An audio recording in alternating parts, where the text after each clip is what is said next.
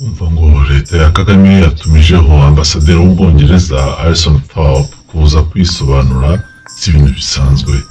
Uretse kuba Ubwongereza bumaze iminsi bufatiye ingoma ya Kagame ibihano, uku guhamagarwa gufitanye ahanini isano n'ubwicanyi bwishe abakristo 70 na 15 Gashyantare 2025 Mayibo muri teritwari ya Rubero, provinsi ya Kivu ya Ruguru. Muri iyo mibiri igera kuri 70 harimo y'abagore, abana ndetse n'abasaza yavumbuwe mu nyubako y'itorero mu mudugudu nyine wa Mayiba. Abakozi bavuga ko abantu babonetse baboshywe kandi baciwe imitwe, bishwe bakoresheje ibyuma.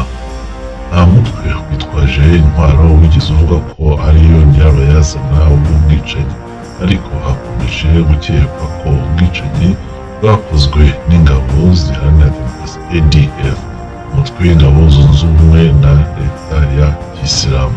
Hagati aho igisirikare cya Uganda gifatanyije n'icya Congo bamaze imyaka igera kuri 7 barwanya ADF, ariko nanone bareba ukuntu kuva aho RDF na M23 bafatiye Bukavu ubwicanyi bwibasira abasivili bwariyongereye. Icya mbere ni uko ubwicanyi bubaye nyuma y'uko General Muhoozi Kainerugaba yanditse avuga ko ingabo za Uganda zinjira muri Congo gutabara Abahima. Icya kabiri ni uko aho kuvuga ko ibi bya ADF Nduhungire yahise ashyira imbere ko ngo Abatutsi bari kwicwa muri Congo. Icya gatatu ni uko ubu ari kuvugwa nta gihamya ko FARDC iri gusuka amabombe ku baturage b'Abanyamulenge. Icya kane ni uko abana b'abasore benshi bamaze iminsi bicwa bazira kubanza kujya muri M23. Icya gatanu ni uko haniyongereyeho ibisasu byatezwe i Bukavu bigahitana abasivili 12.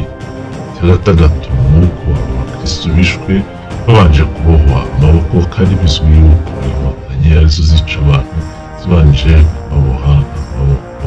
Icya karindwi ni uko bariya 70 bishwe nyuma y'uko bahatiwe gukora uburetwa bwo kwikorera amasasu, kandi byagiye bigaragara ko inkotanyi na M23 aribo bakunda gufata abantu bakabakoresha uburetwa bwo kubohereza amasasu. Izi ngingo 7 yo zihuje ubona ko muri Congo harimo kuba ibintu bifitanye isano n'ibyabaye mu Rwanda kuva inkotanyi ziteye kugeza mu 1999.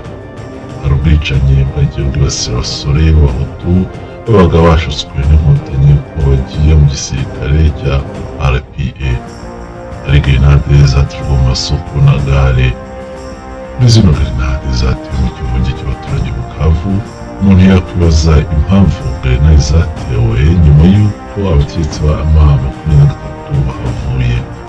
Ikindi umuntu yakwibaza impamvu yateye M23 na RDF kurasa amasasu nyuma y'uko grenade ziturikijwe. Tugarutse ku bwicanyi bwahitanye bariya 70 no mu Rwanda, hari abantu bicirwaga mu nsengero na kiliziya. Aha rero umuntu akaba yakwibaza ati ni irihe tsinda ry'Abanyarwanda bafite ubushobozi bwo gukora muri biriya bice byose bya Congo bashobora kuba bakora ubwicanyi nk'ubwakorewe mu Rwanda? Ikindi gisa nkaho cyageraho gisanisha ni uko ubwicanyi nk'ubu bwadutse muri Uganda igihe Museveni yari kurwanya ubutegetsi amaze imyaka 39. Ese kuki ubwicanyi nk'ubu bwatangiye muri Uganda igihe Museveni na Kagame bari mu barwanira ubutegetsi muri Uganda? Iki ubwicanyi nk'ubu bwakomeje mu Rwanda kandi bukaba igihe n'ubundi Kagame afashijwemo n'abarimo Museveni yarwaniraga ubutegetsi amaze imyaka 30. None se kuki ubwicanyi nka buno buri kubera muri Congo kandi bugakorwa igihe Museveni na Kagame bari bafite ingabo zateye Congo? Aha rero ni naho hakomeza kuza ikibazo cyo kwibaza ku gisubizo cyatanzwe na Nduhungirehe asubiza umushyikiranganje w'Ubwongereza ushinzwe abarijwe mu nteko ku kibazo cy'iyicwa ry'abanyekongo 70 Ray Collins yavuze ko yabajije Nduhungirehe iby'ubwo bwicanyi ku gihe cyamubwira Nduhungirehe yihutiye guhakana ko ubwo bwicanyi butabaye. Umuntu akaba yakwibaza impamvu Nduhungirehe yihutiye guhita ahakana ko ubwicanyi bwabaye. Kugeza ubu ntabwo leta ya Kagame irerekana ko ibyo Collins yavuze atari byo, ahubwo icyo bihutiye kuvuga ni ugukoresha imvugo isebanya irimo amagambo avuga ngo Collins afite ubujiji, gucanganyikirwa, ibitutsi no kuyobya. Leta ya Kagame aho gukomeza ivuga iby'ubwicanyi ihita yihutira gukoresha ikarita y'amoko ivuga ko Abanyamulenge, Abatutsi n'Abahema ari bo bari kwicwa, bakabanikwa, bakaribwa kandi bakibasirwa n'imvugo z'urwango.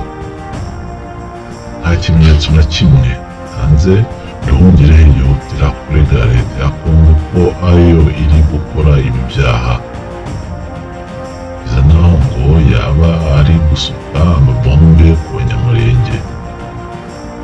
Ku rundi ruhande, abajijwe ku byabo n'ubwicanyi, Maria Lozana, umuyobozi w'ishami rishinzwe itangazamakuru muri ECN, avuga ko hagomba kubaho isesengura ryitondewe kugira ngo hamenyekane impamvu y'ishwa ry'aba bantu.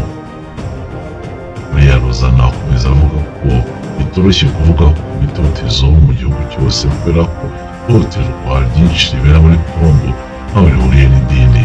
Ati ni ngombwa kugira amakenga no kwirinda kuyobya abantu mu isesengura. Uretse kwirengagiza, imirwano myinshi muri Kongo ifitanye isano no guhatanira umutungo kamere wa Kongo. Kongo ni igihugu gikize bidasanzwe, ubutunzi bwacyo bugera kuri tiriyari 24 z'amadolari. Ubutunzi bunini burimo amabuye y'agaciro atandukanye akomeye mu nganda z'ikoranabuhanga. Urugero, ikigega kinini cya Cobalt kiri muri Kongo.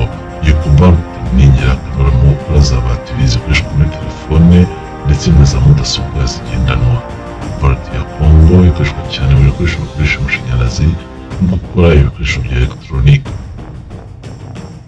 Coltan ya Kongo ikoreshwa mu gukora ibyo bita capacitors za tantalum, zikaba ari ibintu by'ingenzi mu bikoresho bya elegitoronike na telefoni igendanwa, mudasobwa zigendanwa na kamera. Zahabu ya Kongo ikoreshwa mu mitako, ibikoresho bya elegitoronike ndetse n'umutungo w'amafaranga. Irari ry'ubutunzi bw'amabuye y'agaciro niyo ntandaro nyamukuru y'amakimbirane muri Kongo. M23 na ADF bibereyeho kwishora mu bikorwa byinjiza amafaranga menshi, cyane cyane mu gusarura umutungo kamere nyine wa Kongo. Urugero umuntu atakwirengagiza ni inganda zitunganya kuruta zikorera mu Rwanda. Izi nganda usanga zitunganya kuruta nyinshi cyane ugereranyije n'icukurwa mu Rwanda. Niba rero umururumba ari utera kuba Kongo yuzuyemo intambara z'urudaca, ubwicanyi nk'ubu bukwiye kurebwa nk'ubwakozwe n'itsinda ry'abantu bazwiho kugira umururumba. Bimwe mu biranga umuntu ufite umururumba harimo guhundira ubutegetsi. Kugeza ubu Kagame na Museveni nibo ba perezida mu karere banangiye umutima bagahitamo guhundira ubutegetsi. Ubwo rero Kagame na Museveni nibo barebwaho ko aribo banyamururumba, kandi twabonye ko uyu mururumba ari utera abantu gusahura umutungo wa Kongo, kandi twabonye ko gusahura umutungo wa Kongo ariyo nyirabayazana y'ubwicanyi bw'urudaca n'intambara zibera muri Kongo. None se guhereye kuri ibyo abantu 70 bishwe nande?